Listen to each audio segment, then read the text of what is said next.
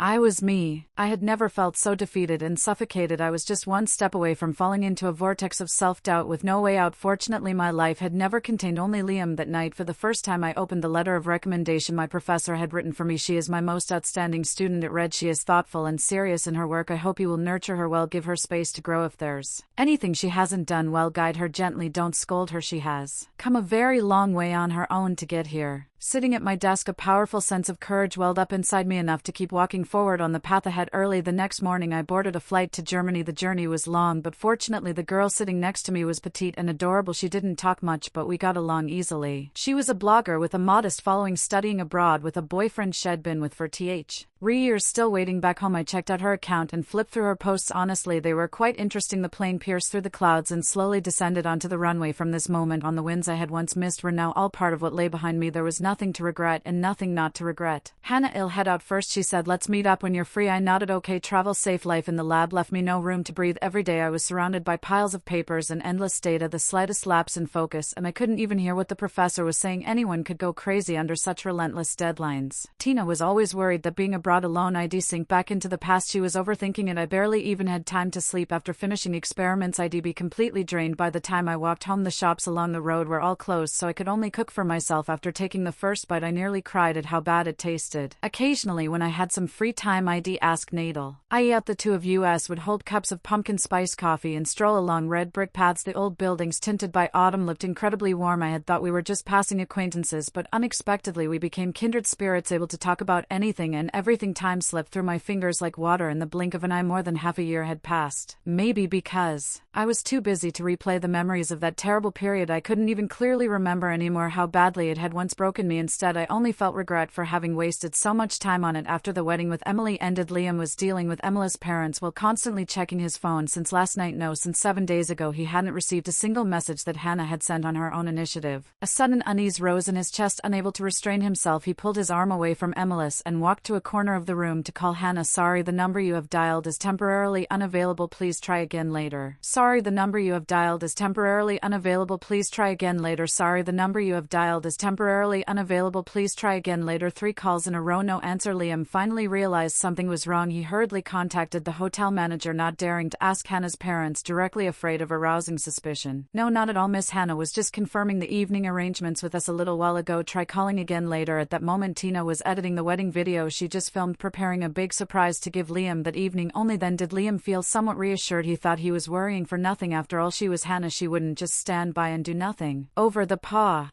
few days, Liam hadn't slept a single full night. He had been reorganizing every photo he'd taken with Hannah, arranging them chronologically along the timeline of their years together. Every single one was a moment they had shared, carefully preserved in his phone. At first, he admitted that the reason he had noticed Hannah was because of Emily. He had even deliberately tried to find angles when taking photos that made her look the most like Emily. Emily, but little by little his feelings changed. Hannah always remained calm. The way she spoke and acted was orderly, never rushed. Even when she was late for class, she would walk in composedly, calmly accept her punishment and nothing more. Later she stayed at the university to pursue graduate studies while he chose the path of entrepreneurship. Whenever he felt tense or anxious, it was always Hannah who stayed by his side. It's okay, you're still so young. Slower progress is normal. Look, you did faster today than yesterday. I knew it. You can definitely do it. Everyone has their own season to bloom. See, my junior's thesis got praised by the professor while I was told not to include my advisor's name in the acknowledgements. Liam, trust your own instincts and judgment. You'll make it. Every time he came back from business dinners, there would be medicine she had prepared in advance in his pocket. Every time he got home, the fridge would be stocked with the freshest fruit with a cute sticky note listing the vitamin intake for the day. Today he had only casually mentioned that he didn't want to eat takeout, and she had already carried a homemade meal from campus to his office. He thought that once Emily's situation was settled, he would definitely make it up to Hannah properly, but by the time the engagement ceremony began, he still hadn't seen Hannah anywhere. Liam's mind went blank. He walked around the banquet hall again and again. Hannah didn't come. Her family didn't come. Her friends didn't come. Then the large screen behind them suddenly lit up, playing a newly edited wedding video. In the video he was smiling brightly and Emily looked even happier. So the future Mrs. Chin is her. She kind of looks similar, but also not really. Keep watching. This is our future boss wife. Doesn't really look that alike, but who knows, men aren't reliable. Maybe she'll be replaced someday. Forget it, we're just employees. Why care so much? Another piece of evidence that men can't be trusted.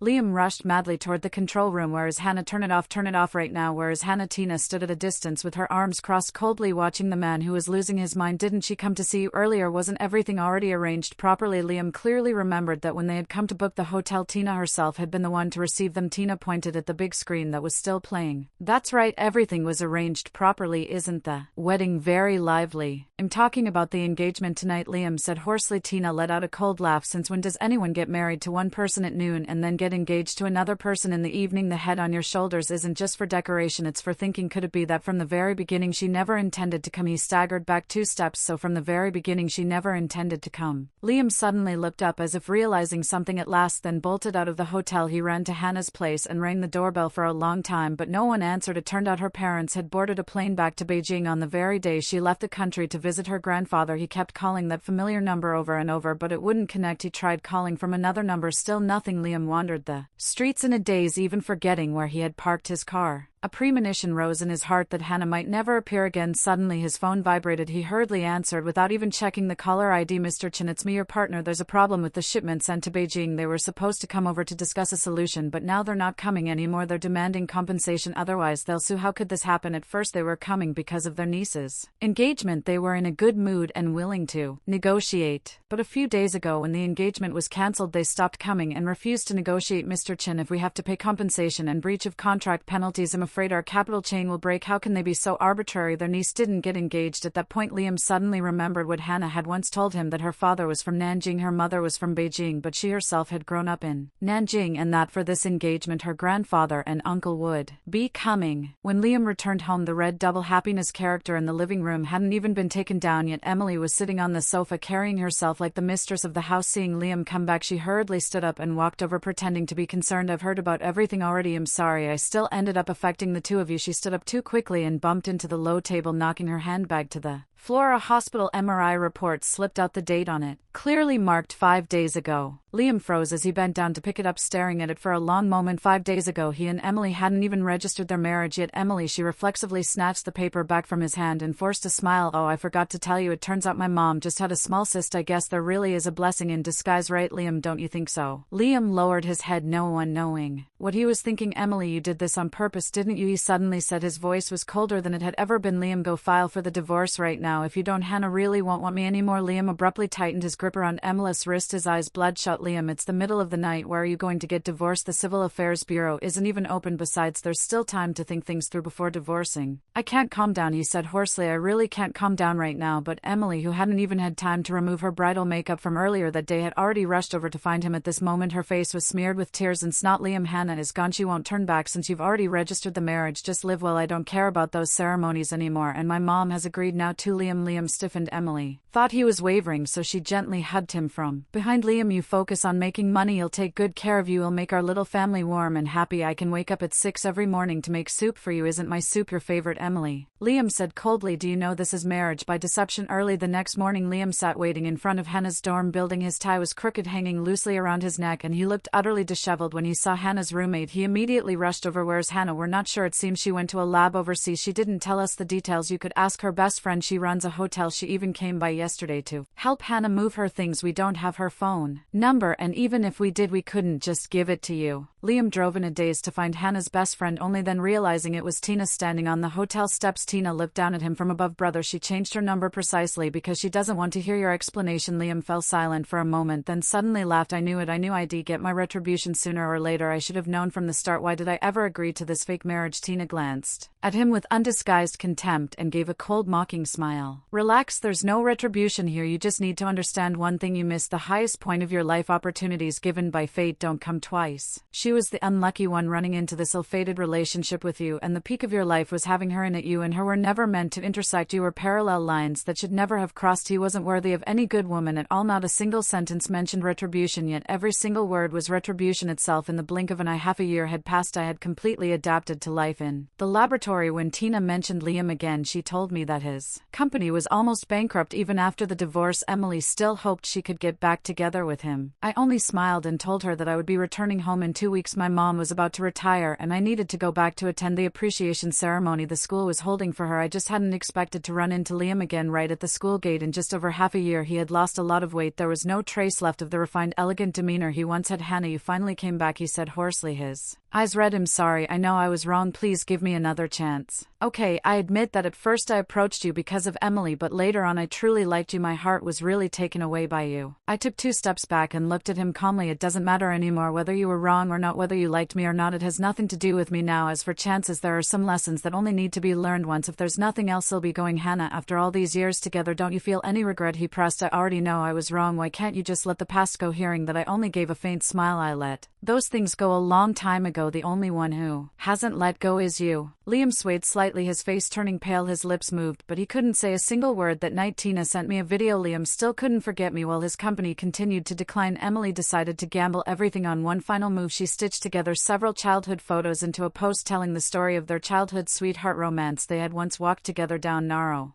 country paths, shared the naive winds of their high school years, and had been the golden couple everyone approved of. But because they went to different universities, the male lead was pursued by a rich heiress. That heiress forced the loving couple to divorce and even destroyed the company the male lead had built with so much hardship. After that, she spent money like water to enter an overseas labor auto. In the video, my photo appeared, my face blurred so lightly it was almost non-existent. We hope the AIS can spare us and stop using illegal methods to suppress us. The caption read, we just want to live an ordinary life. At the end of the video, Emily's eyes brimmed with tears. In the comments, an employee of 5 years leaked some gossip. The eyes is actually the one who went through thick and thin with the boss, building the company from nothing, and yet before the engagement the boss secretly held a wedding with his childhood sweetheart. Do you think that's insane? Isn't this like a novel come to life? But wasn't the childhood sweetheart's mom really sick? This is the company I used to work for. Her mom will probably live longer than any of us. Leaving everything else aside, are you saying that Aries had to spend money just to get into a lab abroad? Is that really the hardest thing? Listen to yourself. If even a work's that hard, how dare I lie around in my dorm? Someone carry me to the lab right now. Trying to steer public opinion without investigating first. Another comment read, after watching this video, does it erase all the bad karma I've accumulated in my life? Emily hurriedly commented under the video, but shouldn't personal feelings be kept separate from business? Can you really let her family suppress a small company like ours just because of personal matters? She glanced at me and then drained her glass of wine. Harry's to love and business being kept separate. Someone without morals standing on the moral high ground. If it were me, I would definitely make them pay back both principal and interest. Originally, Liam's company could have held on for a few more months thanks to several small contracts, but after Emily's performance, both large and small companies Ollie could no longer wanted to cooperate with him at all. After that day, Liam never appeared in front of me again. I heard that he stood downstairs at my place all night, but unfortunately my parents had already taken me back to Beijing. That day my vacation was very short. I still had important people people to see. A week later I boarded a plane back to Germany. Life went on like this. Even though I failed again and again in the lab, I still maintained my curiosity and courage toward life. In countless moments of sinking, there was always a boat sailing toward the distant horizon. 1 year later, while browsing online, I saw a piece of news. Ex-wife grabbed steering wheel, ex-husband seriously injured. In the video, only the names Liam and Emily were mentioned. The accident scene looked quite horrific, but at the time I was attending a top-tier academic conference and didn't have the time to look closely. More importantly, I was the only woman at this conference. I had to figure out how to prove myself in my field, how to show everyone the rise of women within this industry. I wanted to become the North Star. I wanted to become a trumpet vine climbing ever upward. Love is only a small corner of life, but loving oneself is something that should extend across an entire lifetime. I wish myself strength. I wish myself resilience. How long can a heart survive when love slowly turns into self-betrayal, love and lies?